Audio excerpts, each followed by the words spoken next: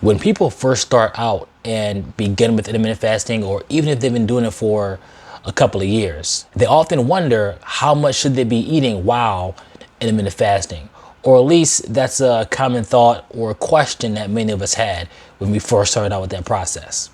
And to answer that question, as I've said many times in multiple videos throughout my channel, intermittent fasting is less about how much you eat or what you eat, and is more about when you decide to eat. So if you're really wondering how much you should eat while intermittent fasting, the short answer to that question is you can eat just as much as you were eating prior to intermittent fasting.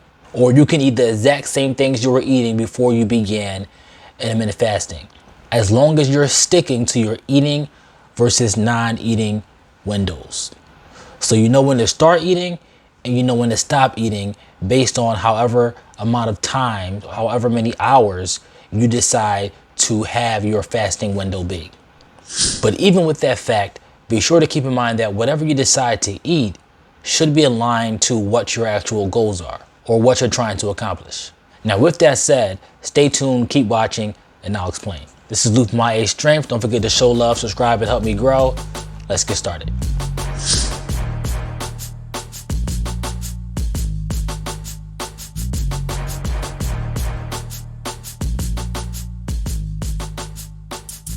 All right, now there are a bunch of factors and variables that come into play when determining how much you should eat while intermittent fasting.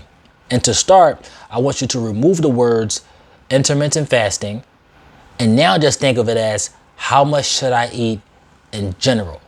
So less about how much should I eat while intermittent fasting and it's more about how much should I eat in general.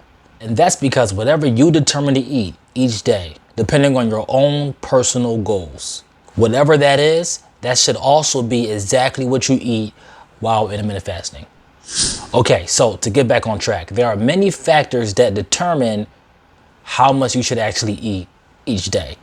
And some of those factors and variables that should be considered include your age, or how old are you, your target weight goals. Do you want to gain weight or do you want to lose weight?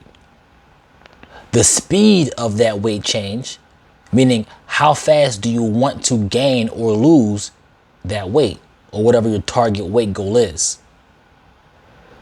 Your gender, at birth, were you a male or were you a female? And last, your physical activity. Are you active, less active, or moderately active on average? All right, now once you've considered those variables and answered those questions, you can then better determine how many calories you have to eat every single day to achieve your goals based on those mentioned variables. And of course, based on those variables, the number of calories you need to eat will vary. To help with this, there are various calorie recommendations out there that are based off of your age, your activity level, and of course, your gender. And the USDA, or U.S. Department of Agriculture, provides a full list that you can view. And of course, I'll post that link in the description box below as a reference.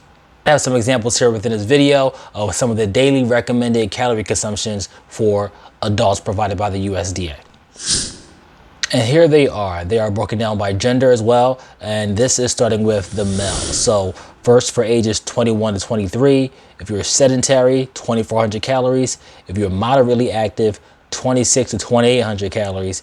And if you're active, 3,000 calories. If you're between the ages of 31 to 50, if you're sedentary, 22 to 2,400 calories. If you're moderately active, 24 to 2,600 calories. If you're very active, 28 to 3,000 calories. And if you're age 51 plus, if you're sedentary, 2,000 to 2,200 calories. Moderately active, 22 to 2,400 calories. And active, 24 to 2,800 calories. Now that was, of course, for males. They also provide the daily recommended calorie consumptions for females. And for females, ages between 19 to 30, if you're sedentary, 1,800 to 2,000 calories. If you're moderately active, 2,000 to 2,200 calories. And if you're active, 2,400 calories. If you're between the ages of 31 to 50 years old and are a female. If you're sedentary, 1,800 calories. If you're moderately active, 2,000 calories. And if you're active, 2,200 calories. And if you're age 51 plus, for sedentary, 1,600 calories. For moderately active, 1,800 calories. And for active, 2,000 to 2,200 calories. So as you can see, the USDA tackles a great number of those variables mentioned earlier regarding how to decide how much you should eat per day. So they take those variables, and based on that, they make recommendations regarding how much of a calorie intake you should have based on your activity level, your age, and your gender. Now, with that said, of course, we understand that everyone's body is different. So you may need to consume more or less calories based on those recommendations. However, those are just general benchmarks that you could use to kind of begin or have a better understanding of how much you should eat per day in general. And based on that, you can actually plan out your meals throughout the week. And in any case, it's always going to be about calories in versus calories out. So if you want to lose weight, you got to make sure you consume less calories than you burn. If you want to gain weight, you want to make sure that you consume more calories than you burn. That will always be the case, and that will always hold true. And above all that, it's always important to maintain a healthy, well-balanced, nutritious diet, regardless of how much more or how much less you decide to eat.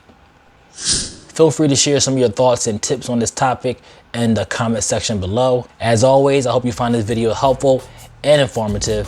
Thank you for watching. This is Luke from YA Strength. Don't forget to like and subscribe. See you in the next video.